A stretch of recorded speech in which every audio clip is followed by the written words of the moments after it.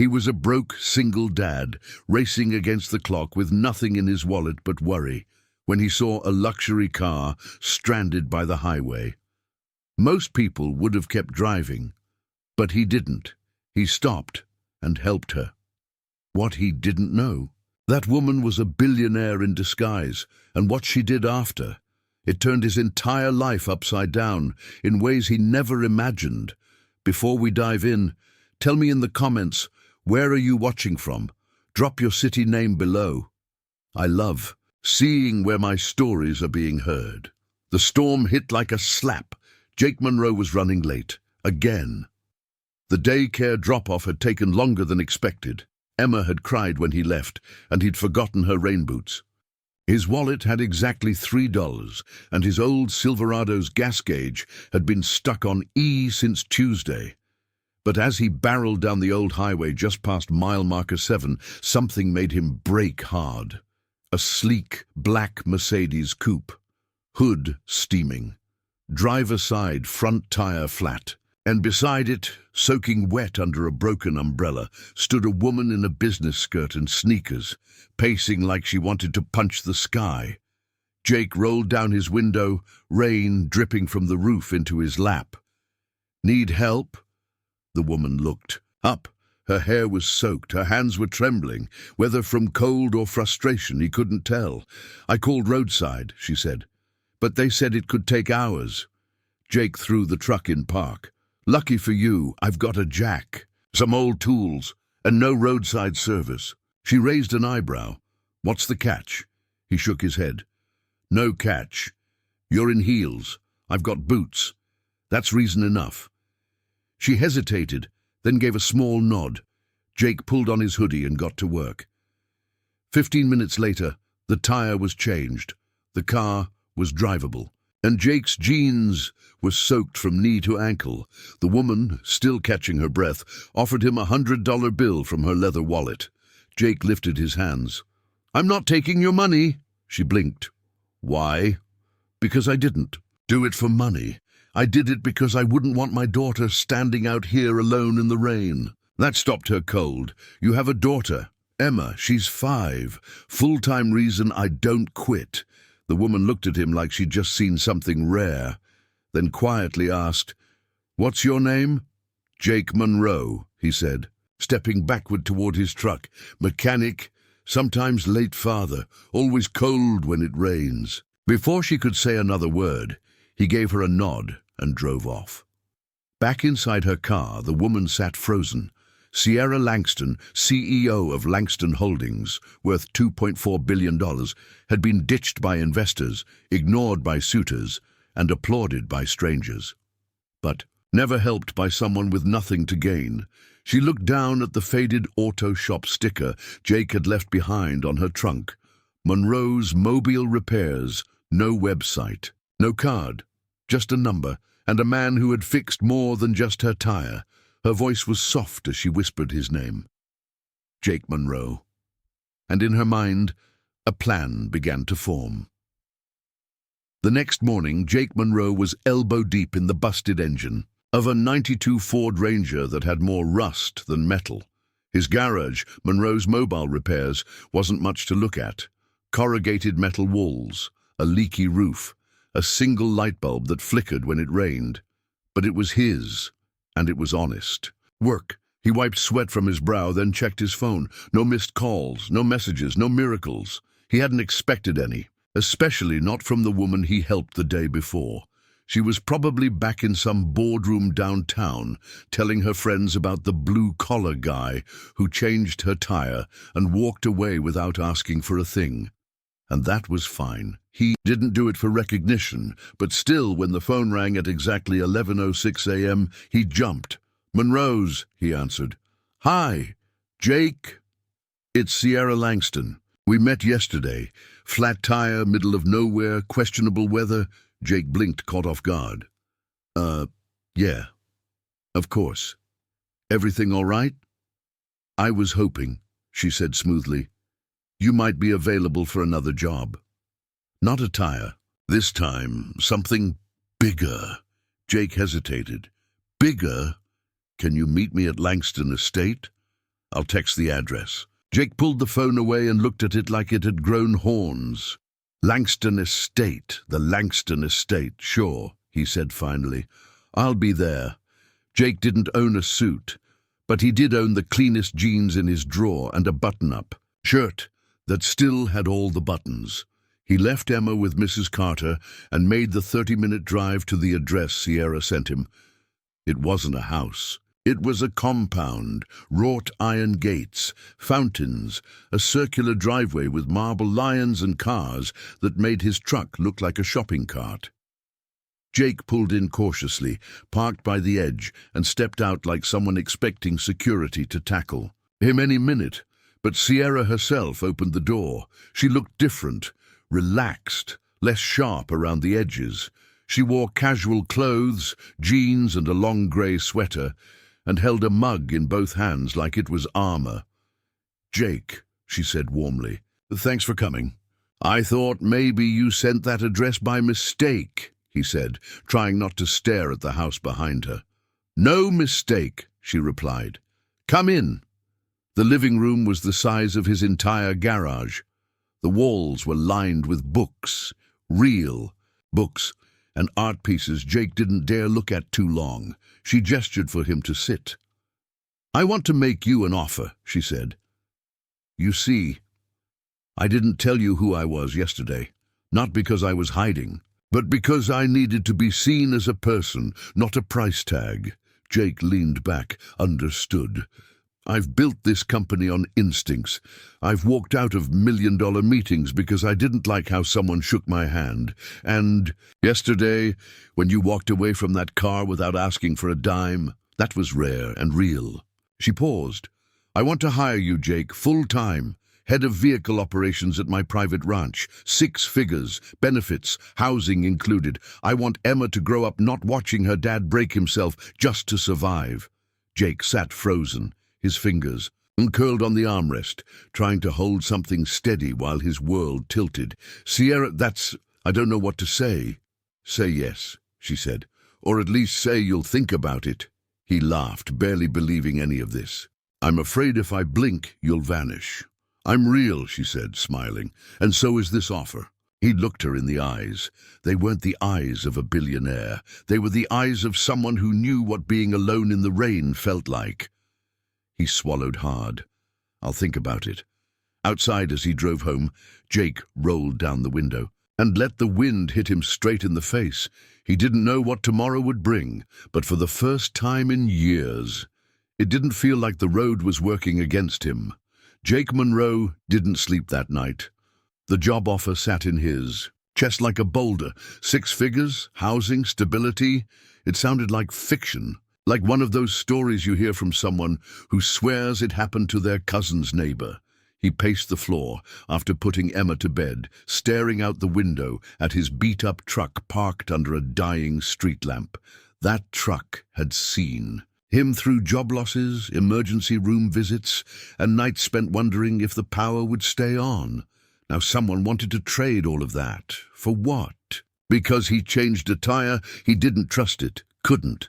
Life didn't work like that. People didn't just show up out of nowhere and save you, so he didn't call Sierra back. Not that day, not the next. On the 3rd day, his phone rang again. Not her this time, Mr. Monroe.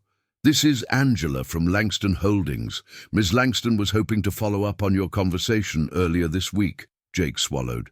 "Tell her I'm thinking about it." There was a pause.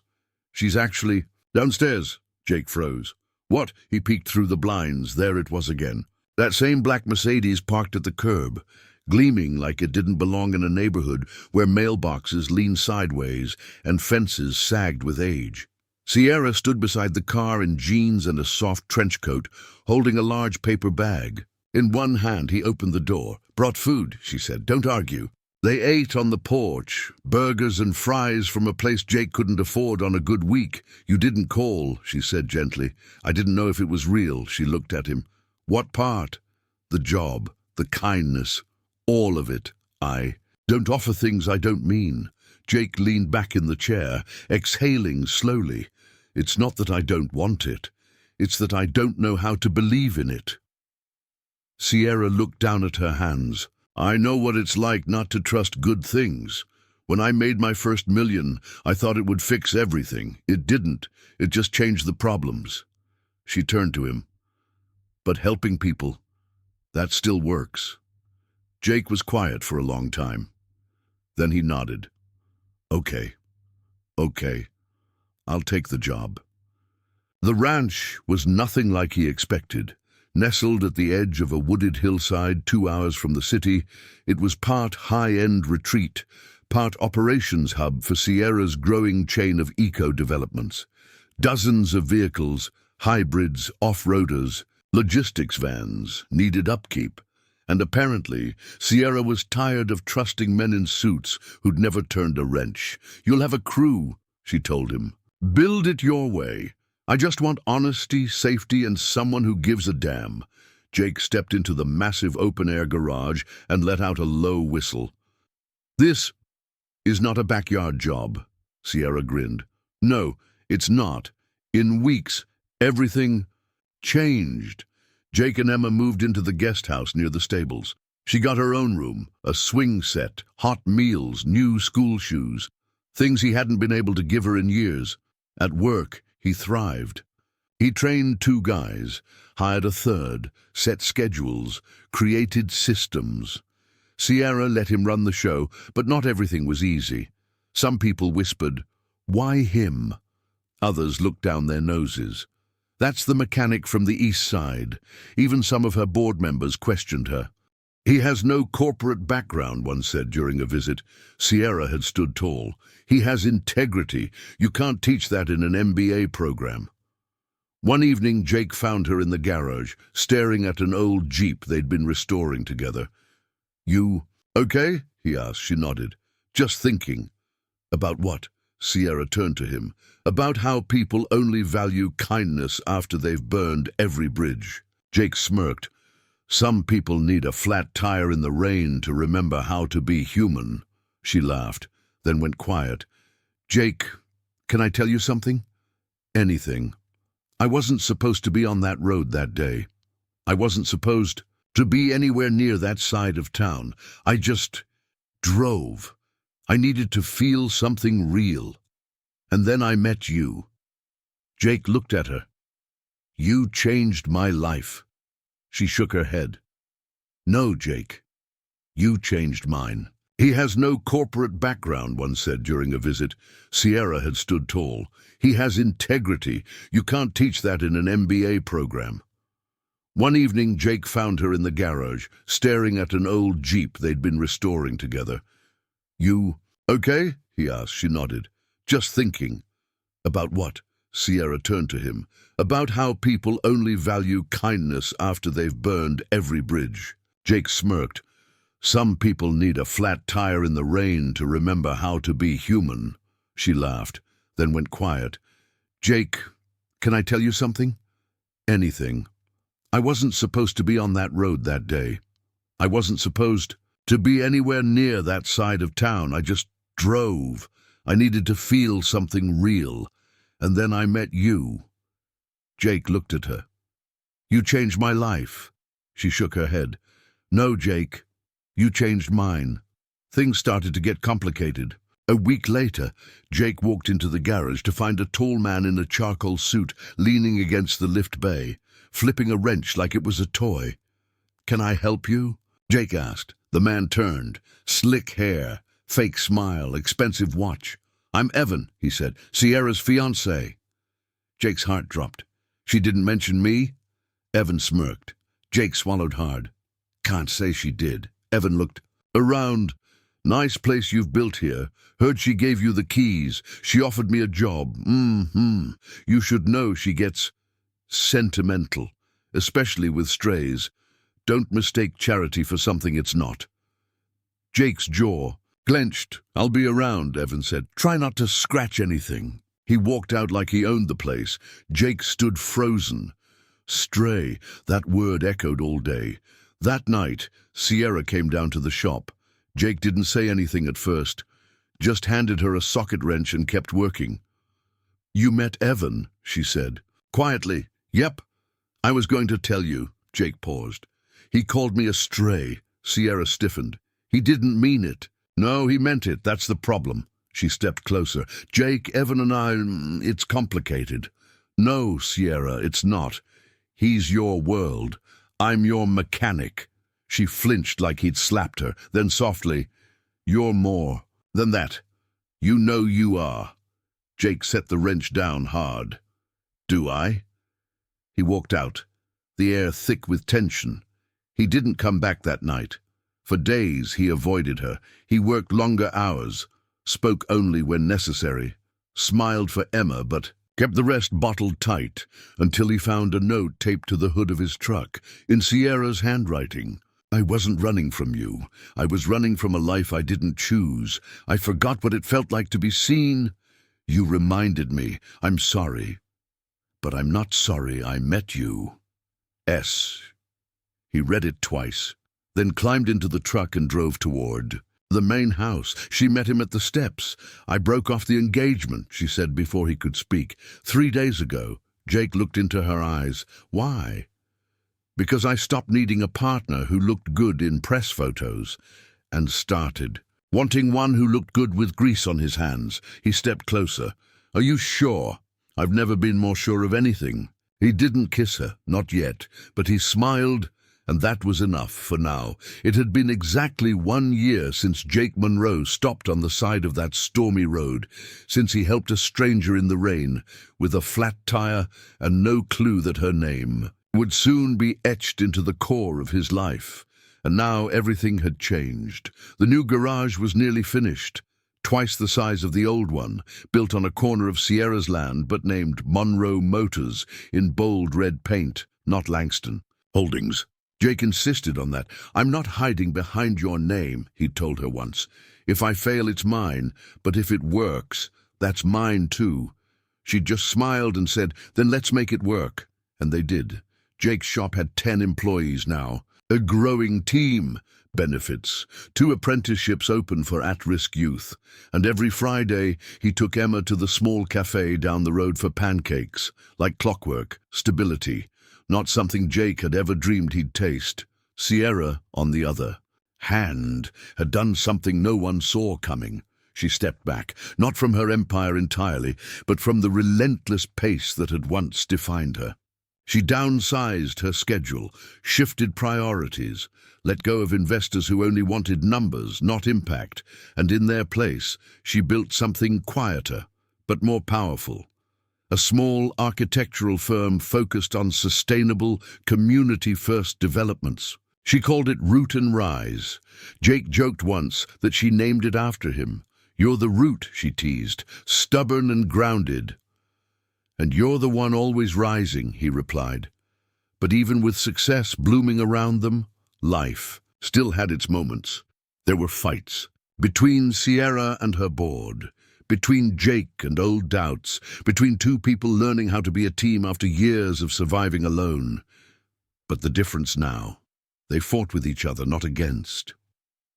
When Emma caught a fever, Sierra stayed up, with Jake through the night, pacing the floor like Emma was her own. When Sierra's old investor tried to drag her into a legal battle, Jake stood beside her at every meeting, even when he didn't understand the words. They didn't rescue each other. They chose each other, again and again. One crisp autumn evening, Jake found Sierra sitting alone on the tailgate of his truck, watching the sky turn pink over the hills. He walked over, leaned beside her. No heels today, he teased, noticing her muddy sneakers. I forgot how good dirt feels. They sat in silence a while, then she turned to him. Do you ever think about how close we were to never meeting? Jake nodded. All the time. 1 minute later, you would have passed by. One reason not to stop. And I would have kept driving. She looked at him, eyes filled with something deeper than love I don't ever want to go back to before. He reached for her hand, held it tight.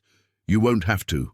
A few months later, at a small gathering on the land, between the garage and her office, Sierra stood under strings of soft lights in a pale dress with dirt still on the hem. Jake wore a clean shirt, Emma held the rings, and as Sierra read her vows, she smiled through tears. "You didn't fix my tire, Jake. You fixed what the world forgot. That real kindness changes everything. Not because it's loud, but because it never expects anything in return." Jake didn't say much during his turn. He just pulled a wrinkled piece of paper from his pocket, the very first invoice Sierra ever left unpaid. It read, "Flat tire, no charge, paid in full by fate." And somewhere not far from where it all began, a stranger passed by the same stretch of road. They didn't see the old tire, or the rain, or the broken man with $3 in his pocket, but somewhere nearby, a mechanic held a billionaire's hand, and kindness, once again, had found a way to win.